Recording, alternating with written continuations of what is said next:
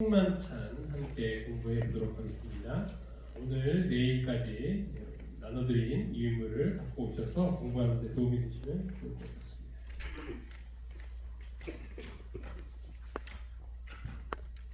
얼마 전에 저희 첫째가 생일이었습니다. 저희는 이제 매년 이렇게 생일이 되면 거창하게는 못해줘도 이렇게 풍선 달고 나이 언젠지 해서 매년 찍어주고 있습니다. 언제까지 이렇게 해줄 수 있을지는 모르겠지만 이렇게 하고 뭐 딱 봐도 1년 전 사진인데도 상당히 많이 다르죠. 우리가 이렇게 생일을 기념하는 이유는 무엇일까요? 그것은 내가 이 땅에 태어난 사실을 기억하며 나의 존재의 가치를 재확인하기 위함이다 라고 할 수 있습니다. 오늘부터 다루게 될 이 성만찬 예식도 마찬가지입니다. 우리는 이 예식을 통하여 예수 그리스도의 희생을 기억하며 그분의 구속의 사랑을 재확인하는 것이 바로 이 성만찬 예식인 것입니다. 그래서 오늘은 세종 예식에 대해서 배우겠지만 또 내일 함께 다뤄볼 성만찬 예식을 통해서 예수님을 기념하는 예식이 정확히 무엇인지 함께 살펴보도록 하겠습니다. 성만찬 예식 16번째 때 많이 왔죠. 이 교회론에 있는 내용 중 이 성만찬 예식을 함께 다뤄보도록 하겠습니다. 나눠주신 유인물에도 기록되어 있는 기본신조 16번째 내용을 함께 읽어보도록 하겠습니다. 시작. 성만찬은 예수를 주와 구주로 믿는 믿음을 나타내는 의식으로 그분의 몸과 피의 상징에 참여하는 것이다. 그리스도께서는 당신의 백성을 만나시고 능력을 주시기 위하여 이러한 성만찬에 참여하신다. 이 예식에 참여함으로 우리는 주의 죽으심을 그분께서 다시 오실 때까지 기쁨으로 선포하는 것이다. 성만찬 예식의 준비에는 자기 성찰, 회개, 고백이 포함된다. 그리스도께서는 새로운 정결을 나타내고 그리스도와 같은 겸손으로 기꺼이 서로 섬기려는 마음을 표현하고 사람 가운데서 우리의 마음이 연합되도록 성만찬 예식을 제정하셨다. 성만찬 예식에는 모든 믿는 그리스도인이 참여할 수 있다.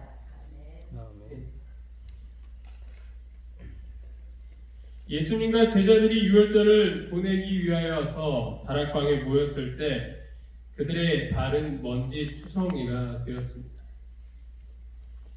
누군가가 발 씻는 결례 예식을 위하여서 이 물 그릇과 대야와 이 수건을 준비해 놨습니다. 하지만 그것은 종이 하는 천한 일이었기 때문에 아무도 그 일을 섣불리 하려고 하지 않았습니다.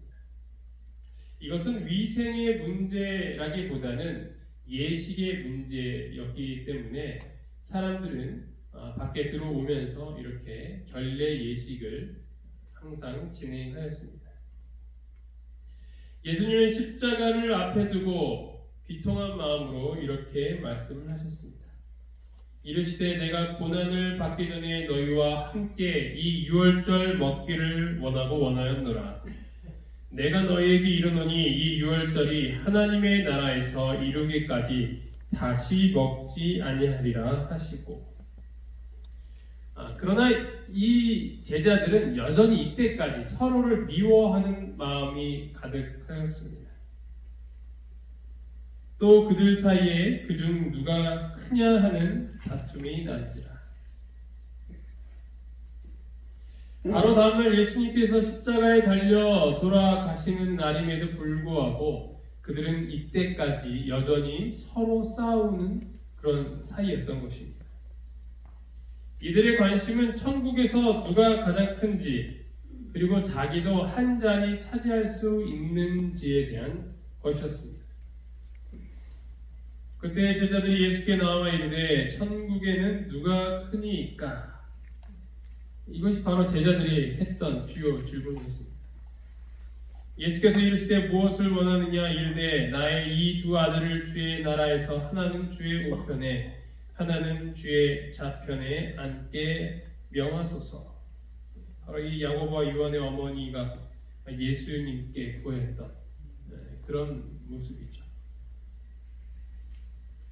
이런 마음이 가득했기 때문에 그 정말 최종의 자리에서 누군가의 상대 제자의 발을 씻어 준다는 것은 도저히 용납될 수 없는 것이었습니다.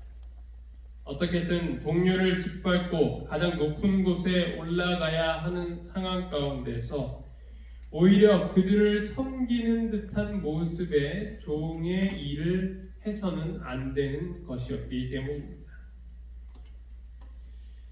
그런데 그렇게 서로 눈치만 보던 상황 가운데서 한 분이 조용히 일어나서 수건을 취하시고 대야에 물을 부으시고 발을 씻기기 시작하시는 것이었습니다. 바로 예수님이셨습니다. 그들의 선생이신 구주이신 예수님께서 종의 일을 하셨던 것입니다. 저녁 먹는 중 예수는 아버지께서 모든 것을 자기 손에 맡기신 것과 또 자기가 하나님께로부터 오셨다가 하나님께로서 돌아가실 것을 아시고 저녁 잡수시던 자리에서 일어나 겉옷을 벗고 수건을 가져다가 허리에 두르시고 이에 대하여 물을 떠서 제자들의 발을 씻으시고 그 두르신 수건으로 닦기를 시작하여 겉옷을 벗고 수건을 가져다가 허리에 동이셨을 때 그 뒷모습은 영락없는 그때 당시의 종의 모습이었습니다. 만약 그 순간에 누군가 들어왔다면 자신도 그 자연스러운 결례 예식에 참여하기 위하여서 번호표를 끊고 기다렸을 것입니다. 하지만 정작 제자들은 크게 당황하였습니다. 그들은 요란한 매질보다 무언의 가르침이 마음 가운데 더 큰 견책으로 다가오게 되었던 것입니다. 내가 주와 또는 선생이 되어 너희 발을 씻었으니 너희도 서로 발을 씻어주는 것이 옳으니라. 내가 너희에게 행한 것 같이 너희도 행하게 하려 하여 본을 보였느니라. 내가 진실로 진실로 너희에게 이르노니 종이 주인보다 크지 못하고 보냄을 받은 자가 보낸 자보다 크지 못하나니 너희가 이것을 알고 행하면 복이 있으리라. 유월절은 이스라엘 백성들이 어린 양의 피를 문지방에 바르고 애굽에서 구원하였던 것을 기념하여서 제정한 절기였습니다. 이제는 그 유월절 어린 양 대신 예수님의 죽음과 인류의 구원을 기념하기 위하여서 성만찬 예식을 제정하셨던 것입니다. 그리고 성만찬 예식이 있기 전에 그들은 이 유명한 세종 예식을 통하여서 그들의 마음이 준비되어야 했던 것입니다. 오늘은 세종 예식에 대해서 함께 살펴보도록 하겠습니다. 이 세종 예식의 의미는 무엇인가? 첫 번째로 그리스도의 자아 겸비에 대한 기념이었습니다. 세종 예식은 그리스도의 성육신과 봉사생애에서의 겸비를 기념합니다. 빌립보서 2장 5절에서 8절을 보면 너희 안에 이 마음을 품으라 곧 그리스도 예수의 마음이니 그는 근본 하나님의 본체시나 하나님과 동등됨을 취할 것으로 여기지 아니하셨고 오히려 자기를 비워 종의 형체를 가지사 사람들과 같이 되셨고 사람의 모양으로 나타나사 자기를 낮추시고 죽기까지 복종하셨으니 곧 십자가에 죽으십니다. 이것이 바로 예수님의 삶이었고 이 땅에서의 그 삶의 극치가 바로 이 세종 예식을 통하여서 드러나게 되었던 것입니다. 하나님이신 분이 종의 형체인 사람들과 같이 되셨던 것입니다. 그런데 그분께서 그 종이 되셨던 것입니다. 그것이 바로 예수님의 모습이었고 또 우리의 모본이신 것입니다. 걸어다니던 사람이 버스를 타는 게 힘들까요? 아니면 대기업 회장이 버스를 타는 게 힘들까요? 저도 그래서 이 버스를 타는 것이 상당히 힘듭니다. 예수님의 겸손은 그분께서 우리에게 요구하시는 겸손과는 차원이 달랐다는 것입니다. 엄청난 것입니다. 그런데 우리는 어찌합니까? 이 제자들의 모습처럼 조금도 낮아지려고 하지 않는 것입니다. 그래서 그분께서 수건을 두르시고 종의 모습으로 모본을 보이셨던 것입니다. 우리도 이 예수님과 같이 겸손의 모습, 겸비의 모습을 취할 수 있는 모두가 되기를 간절히 바랍니다. 아멘. 그리고 범죄자로서 십자가에 못 박히는 것은 무죄하신 분께 큰 치욕이었습니다. 십자가는 가장 흉악한 범죄자를 처형하기 위해서 만든 제도였습니다. 그분이 그렇게 큰 사랑을 베푸셨지만 백성들로부터 돌아오는 것은 바로 십자가였던 것입니다. 그러나 그분께서는 그것을 참으시고 그 형벌을 감당하셨습니다. 구원을 위해 아무리 천한 일도 개의치 않는 모습을 우리는 볼 수 있는 것입니다. 한 영혼을 위해서 우리는 이러한 모습으로 살아야 하는 것입니다. 천한 일도, 정말 꺼림직한 일도 할 수 있는 것이 바로 예수님의 모습이고 우리가 닮아야 하는 그런 모습인 것입니다. 무시받기도 해야 하는 그러한 상황 가운데서 우리는 누군가의 구원을 위해서 그러한 일을 서슴지 않고 할 수 있어야 하는 것입니다. 왜냐하면 예수님께서 그렇게 사셨기 때문입니다.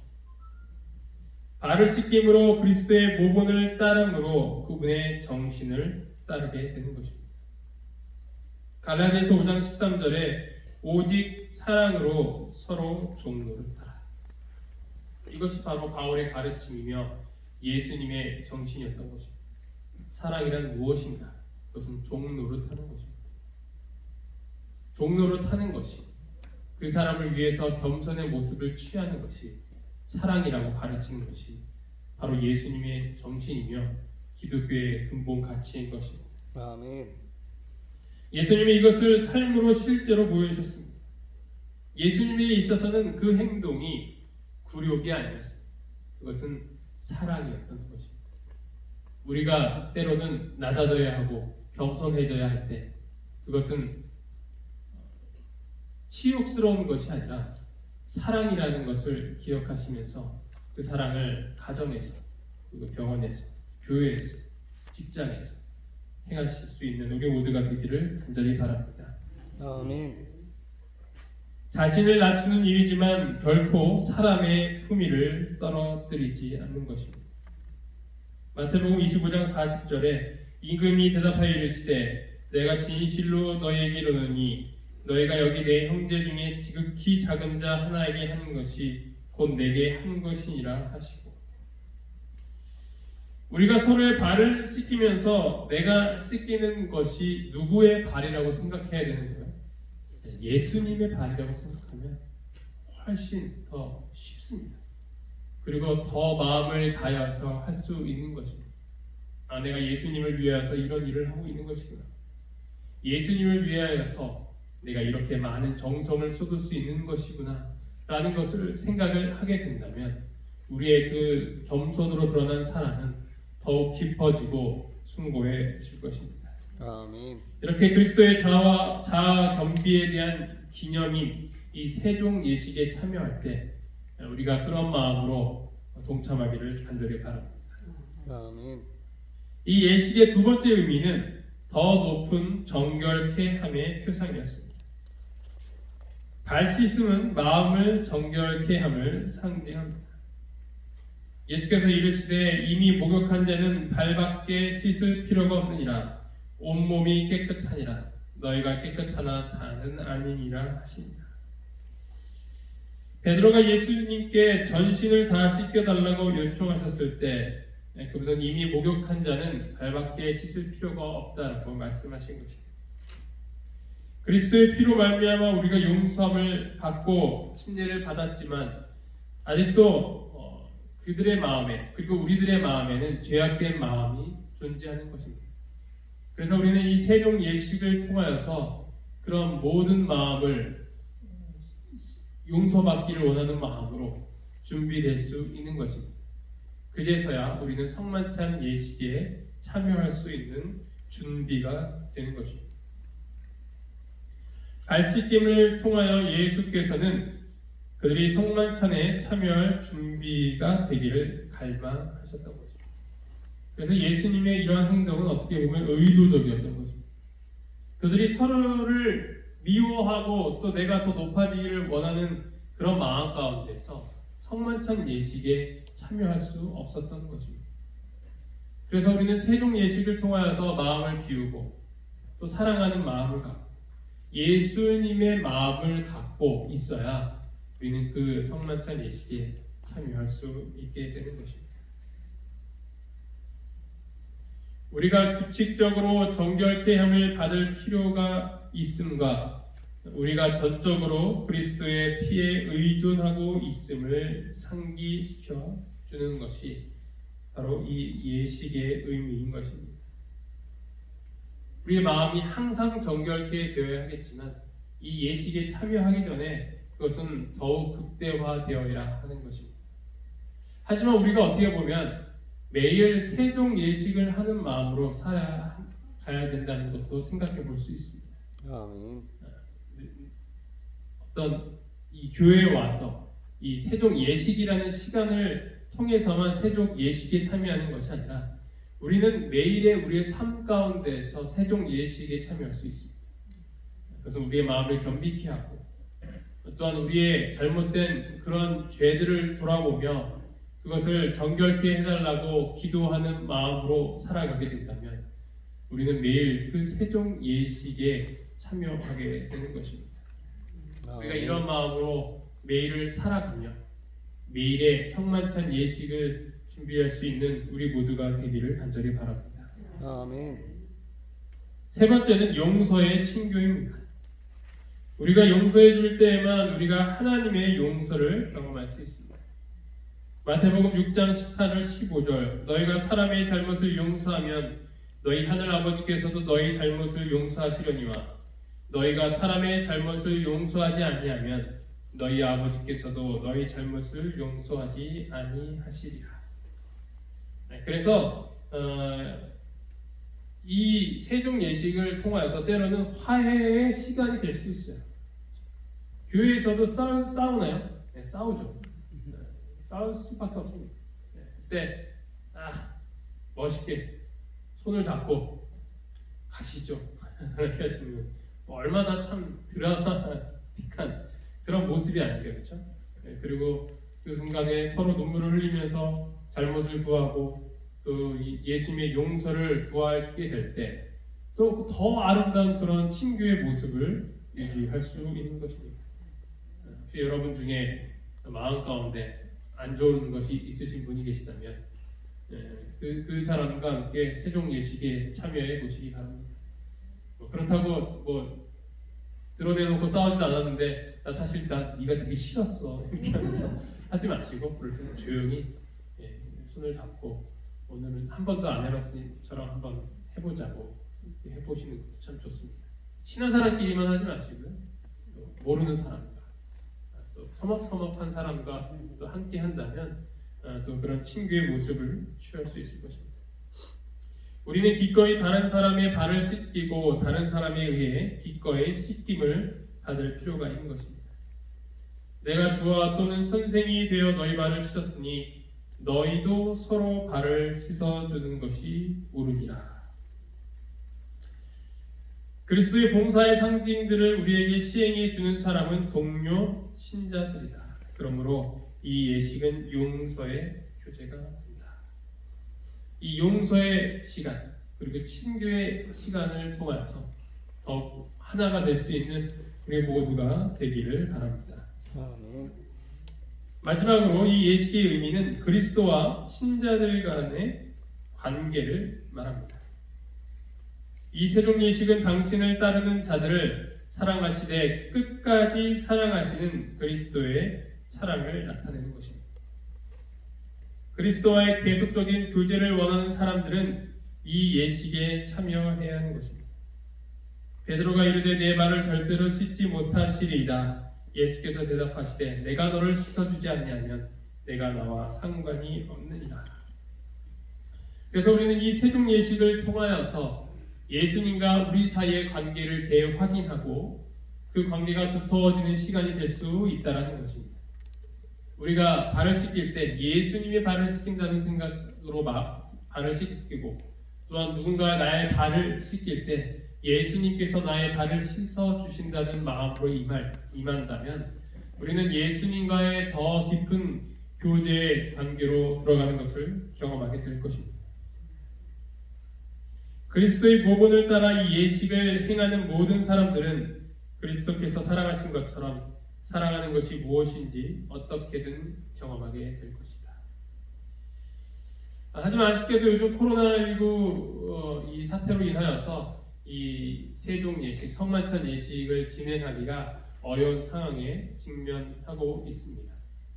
그러나 언젠가 우리가 이 성만찬 예식을 위하여서 세종 예식을 거행할 때 오늘 배웠던 이 말씀을 기억하시면서 이 네 가지 의미를 잘 다시 한번 되새기면서 참여하신다면 더 뜻깊은 시간이 될 것입니다. 네, 기도하시겠습니다. 하늘의 하나님 아버지, 오늘 저희에게 이 세종 예식의 네 가지 의미에 대해서 기억할 수 있도록 도와주심에 참으로 감사합니다. 아멘. 어떻게 보면 또 의례적인 또 행사적인 것으로 형식적이 될 수도 있었겠지만 오늘 시간을 통하여서 그 의미를 다시 되새겼으니 언젠가 저희가 세종 예식에 참여할 때 이러한 의미들을 되새기면서 참여할 수 있도록 인도하여 주시옵소서. 아멘. 그리고 저희가 비록 이 세종 예식에는 당장 참여하지는 못할지는 모르지만 저희의 매일의 삶 가운데에서 세종 예식의 마음으로 살아갈 수 있도록 인도하여 주시옵소서. 아멘. 그래서 예수님과의 깊은 교제를 날마다 경험하는 저희가 될 수 있도록 도와주시옵소서. 이 아멘. 모든 말씀 예수님 이름으로 간절히 기도합니다. 아멘.